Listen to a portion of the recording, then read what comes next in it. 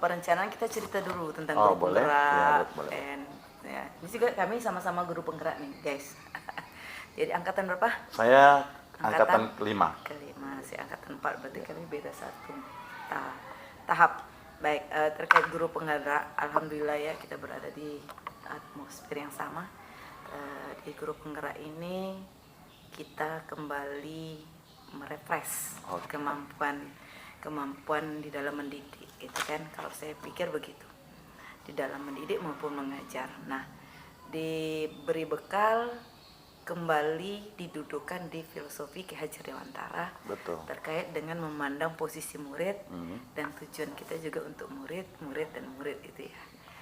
Itu yang menjadi poin yang harus kita garis bawahi ketika kita ikut guru penggerak ini, yang dulu memang sudah kita dapat di bangku kuliah, bekal-bekal menjadi guru, bekal-bekal menjadi pendidik, tetapi mungkin sudah banyak ilmu-ilmu yang terbang gitu ya. Hilang gitu ya. Memuai. Tergerus ya. Memuai.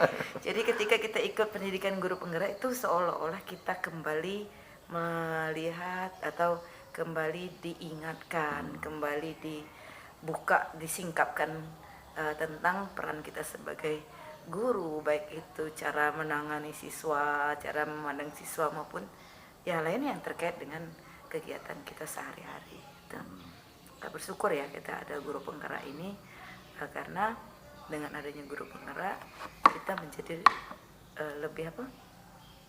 lebih terbakar kembali semangatnya ya. Kalau aku bilang begitu, dan seolah-olah kita menjadi lebih muda lagi, lebih energik gitu ya, menambah motivasi semangat baru kita untuk mendampingi kita sebagai guru.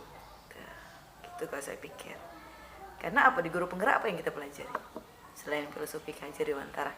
Kita udah lupa nih tuh Uri Handayani, kita udah lupa kan, cuman labelnya aja kita tahu. Kemudian bagaimana peran kita, peran dan nilai kita. Kemudian apa lagi? Bagaimana kita mendidik anak dengan restitusi dan coaching gitu kan. Kemudian bagaimana lagi? Memahami fungsi kontrol kita sebagai guru ya.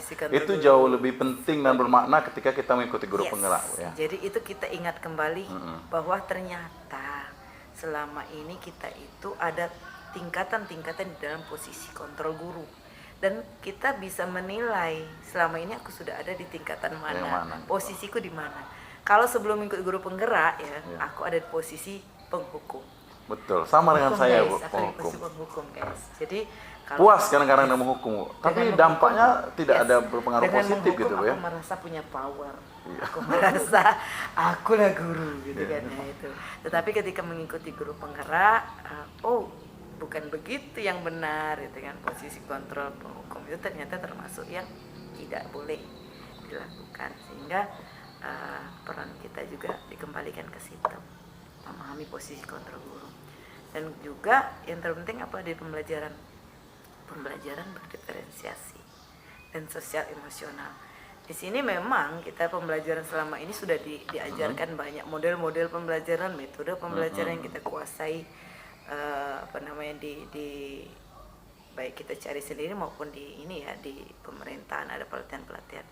Nah, ketika guru penggerak itu berdiferensiasi, berarti kita kan untuk tahu berdiferensiasi apa, kita tahu kebutuhan belajar anak dulu kan, memetakan kemampuan anak terlebih dahulu ya, boleh dipandang dari mana saja. Ada 3 ya, apa tuh Pak? 1 diferensiasi ya, proses ya, produk dan konten gitu ya. Kemudian sebelumnya kita tahu bagaimana kita bisa memposisikan anak ini ada di kelompok-kelompok tertentu yang sesuai dengan boleh gaya belajar, profil belajarnya, boleh nanti berdasarkan kemampuan awalnya atau yang lainnya kan. Setelah kita tahu itu, ternyata pembelajaran di kelas itu sangat mudah, enjoy, nyaman, dan menyenangkan. Karena poin penting dari diferensiasi itu adalah Bu, kita tidak egois gitu Bu ya. Tidak egois, tidak memaksakan anak dia harus bisa ini, harus seperti ini gitu ya. Maksudnya target, kalau dulu kita targetnya pokoknya harus, kalau misalnya kita istilah harus ke C5, semuanya harus C5. Akhirnya dengan kita mentargetkan seperti itu, jangankan untuk C5, C2, C1 pun tidak tercapai gitu kan Bu ya. Karena kita fokus memaksakan anak gitu. Dan kita tidak memahami posisi murid itu udah ada di mana.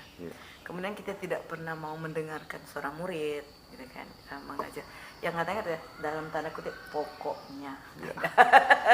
Ujung-ujungnya memaksakan anak untuk bisa mendapatkan nilai yang besar. Dan setelah kita tahu di guru penggerak filosofi Kajar Dewantara mengatakan bahwa tidak bisa kita membuat ikan itu terbang. Ya, kita harus menjaganya. Kalau dia menjadi jagung, tidak mungkin pula tumbuh menjadi padi. Ya, tugas kita apa, merawatnya, bagaimana dia bisa tumbuh, berkembang, membersihkan rumput-rumput liar dan sebagainya. Itu kan setelah kita tahu itu, oh ternyata posisi kita salah. Bukan salah seutuhnya, tapi masih ada yang perlu diperbaiki. Oleh karena itu guys, jangan takut ikut kegiatan guru penggerak sampai angkatan 12 kayaknya. Kalau yang saya tahu setelah pernah buat tulisan waktu itu di majalah dan terbit di majalah Aksioma tentang guru penggerak. Saya gali informasi itu kayaknya sampai angkatan 12. Ikut ya guys, ada beberapa angkatan lagi. Ditunggu bergabung angkatan berapa.